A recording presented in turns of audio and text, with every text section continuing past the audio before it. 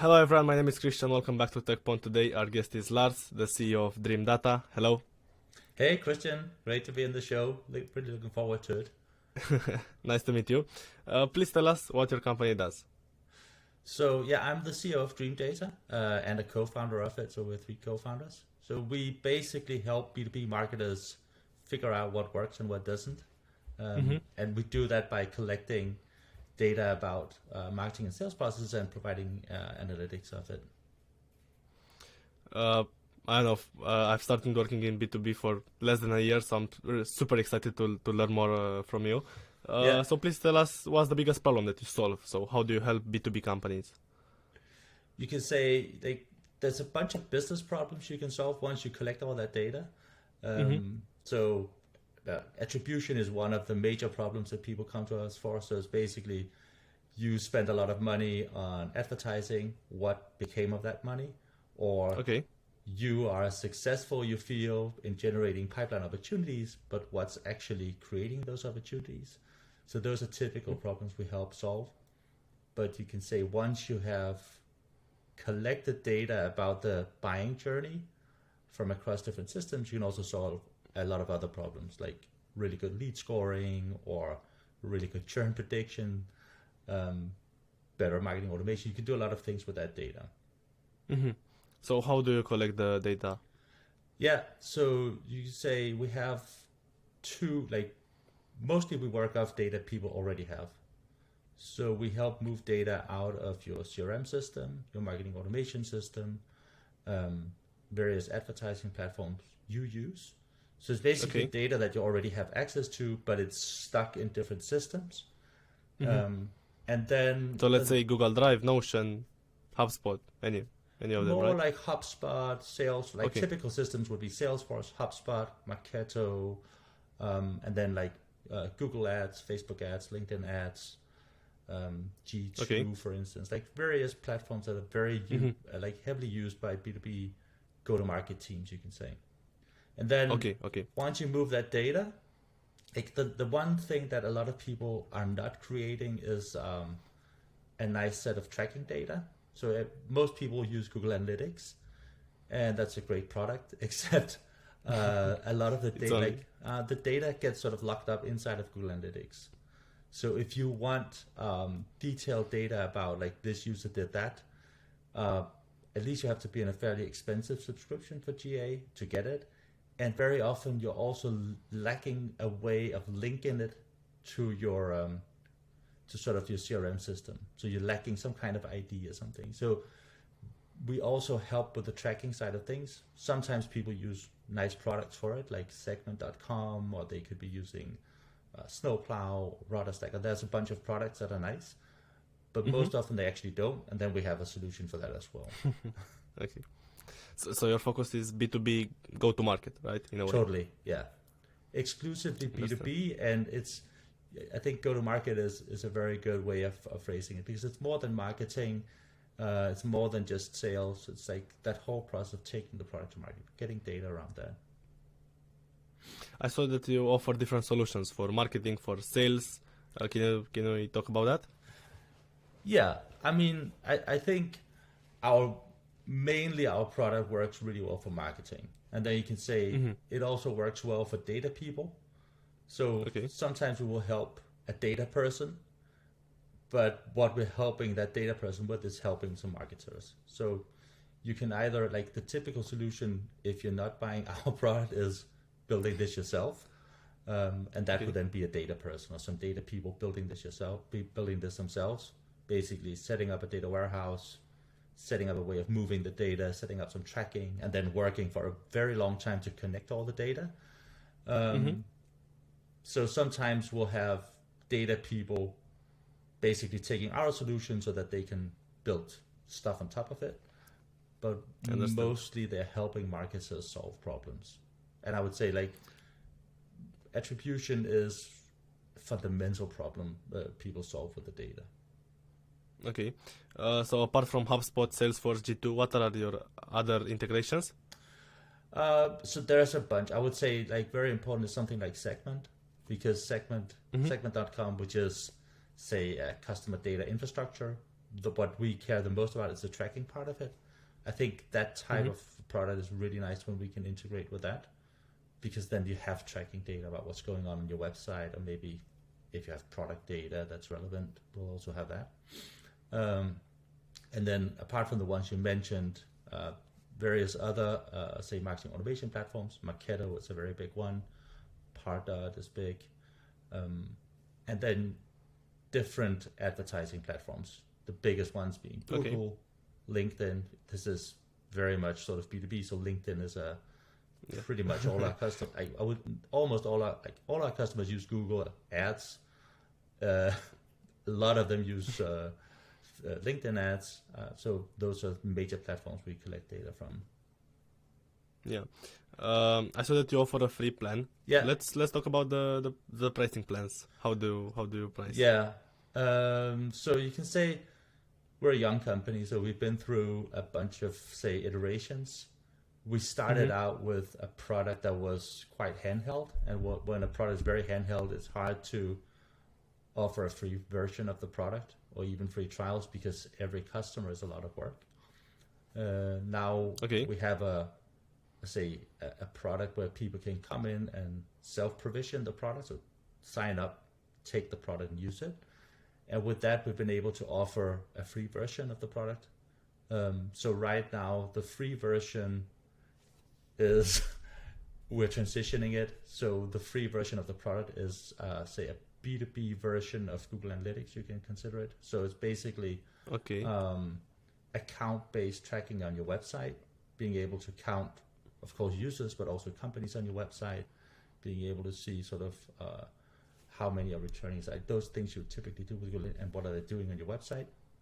And then there's a trial version of the full product where you then connect CRM data and other data sources with that tracking data. And then, so it's a free trial of that, and then that is then the paid product. Okay, so that's in a way the free trial. Yeah, exactly. The free version. So we are sort of, we had a free product that was very limited in terms of how many people could, or the size of company that could try it. And now we're coming out with a version that allows a larger company to use the free product, and then they can trial the paid version of the product as well. Understand. Can you share with us some successful use cases, some companies that used your product and were happy with the solution? Yeah, I think we have lots of happy customers. I would say, I mean, mostly successful use cases for us would be around one, cutting your customer acquisition cost. So that's a very typical measure. So if you can use it to reduce either the money you spend on ads to acquire leads, or increase how many leads you get from your ad spend, that's success for us. And then you can say whenever we're super happy when customers also use the data directly. So they don't just take, say, our simple to easy to use product, but they go one level deeper and integrate the data directly into some processes that they care really deeply about. Okay, it makes sense. So do you have any competitors? What's your view on competition? I don't know, it seems pretty new to me, so that's why I'm asking. So I mean, I think when you're in this MarTech go-to-market technology space, there is a lot of different solutions out there doing a lot of things that sound quite similar. I would say for us, there is at one end of the spectrum, there is building this yourself, and then it's not really marketing technology we're competing with. Then it's more like infrastructure products, like taking a data warehouse like Snowflake and maybe Fivetran as something to move data, Segment. So you take a bunch of products and you build something yourself, and then also a team of you need a data team. So that's one end. So in that sense, a lot of our competition is sort of build versus buy. And then at the other end of the spectrum, what we would typically be replacing is Google Analytics plus some spreadsheets plus maybe some student workers taking data out of systems. So that's that's also why we're doing this focus more on seeing if we can deliver a strong product that can solve some of the things that people are trying to solve with Google Analytics, like when they use that. You said you're a pretty young company. When did you start the company? So we founded in 2018. So we're 4 years old today. Yeah. And how did you come up with the idea? So I think our founding story is similar to a lot of other SaaS founding stories. We were working at another SaaS company, a company called Trustpilot in Copenhagen. And basically, we had a complicated go-to-market, not uncommon for a B2B company. So we had a complicated go-to-market. We were using a lot of different products in that go-to-market, and they were all generating data. So we had lots of data. We were actually also very good at it. We moved all that data into data warehouse, but that didn't sort of magically connect it all into a sort of a beautiful data model where we could ask these types of questions from. So that didn't, and we looked for products that could do that for us. We were especially interested in figuring out this sort of attribution problem, like where did the revenue actually come from? And when we couldn't find a product, then we built, an internal solution, and at one point decided, okay, this is actually, we felt that we were like every company, you feel you're very special, but there are also certain parts of what you do that's maybe not that special. And the Trustpilot, the go-to-market wasn't that special. It was, salespeople, marketing. There was also some product-led growth. So it was complicated, but it wasn't very different from what other companies are doing. And the systems we used were very standard. So we were using Salesforce, we were using HubSpot, we were using Segment that I talked about. Why wasn't there a solution for this? So that's how we got started. I understand. And also because it was a huge pain to go through that internal project of integrating all the data. It took a long time, and it was, you had to put some very smart people to work at it, because it's not a trivial problem, and they need to work on it, focus for a long time to solve it. And we prefer having those people working on the product or things that were special to our business instead of this. So that's how we got started. And your other co-founders also worked at Trustpilot? So we were 2 people working at Trustpilot, and then actually Stefan joined a little bit later when we were you can say when we stopped at Trustpilot, what we did was we had this idea, okay, we're going to try to build a company around this. So we built, say, a duct tape prototype and some presentations, and then we went around pitching that to different people. We're from Copenhagen, so the Copenhagen ecosystem, people we knew or could get introductions to. And one of them was Stefan, who is a B2B marketer. So he's very much sort of, he very much represents the type of person we're selling a lot to at the moment. And he was suffering from this. He had built up, that was another startup. So he had been building up sort of marketing spend over time. And initially, when you're spending maybe 10,000 euros a month, you have a fairly good idea about what's actually working and what's not, because you're only doing a couple of things. But when you then 10x that, and you add in a lot of things, then it becomes very opaque, like understanding what is the impact, what does spending now mean, when does it actually create revenue, if you want to sort of understand the impact on the funnel. And he was suffering from this. And then instead of becoming a customer, he became a co-founder. So that's how he joined. And then from there on, we started, very nice. Going from a duct tape prototype to more and more real product. Like also I explained, like initially, doing a free product is impossible because it's all duct tape and people. But gradually, as you figure out what is it that we actually want the product to be, and you start narrowing, you can say, the product into something, then you can start offering it for free or free trials, more of a product-led. Very nice study. Yeah. And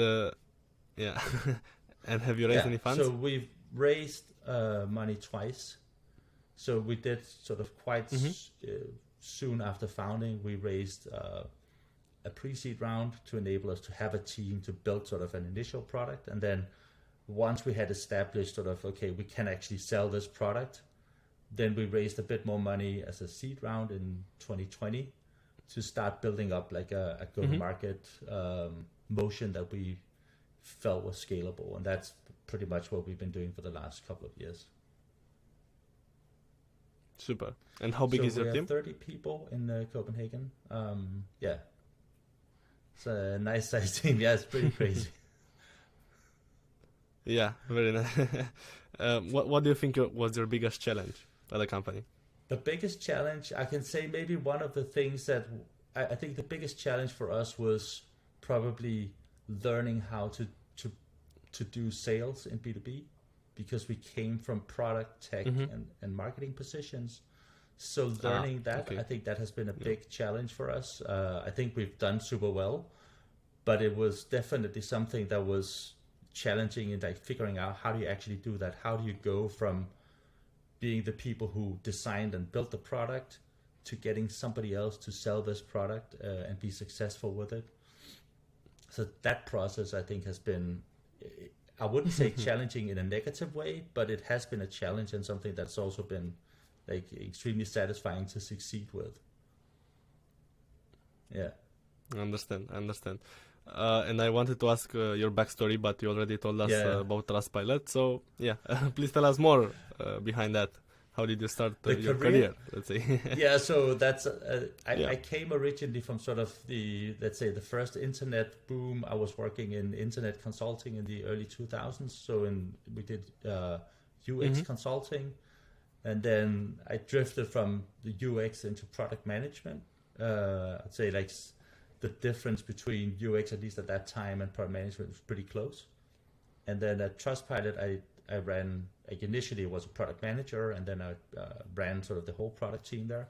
So that's the background for my personal background into the founding a company. And I'd say from product person to founder, it's not that different. Of course, you have way more skin in the game when you're a founder, but it is a lot of the same considerations you should have as a product manager. You should be thinking about the sort of the whole business and the revenue, and like whatever you're building as a product manager should work as a business, right? Yeah, I read in an article that a product manager is kind of like a founder or an entrepreneur. It's the most the closest job to being an entrepreneur.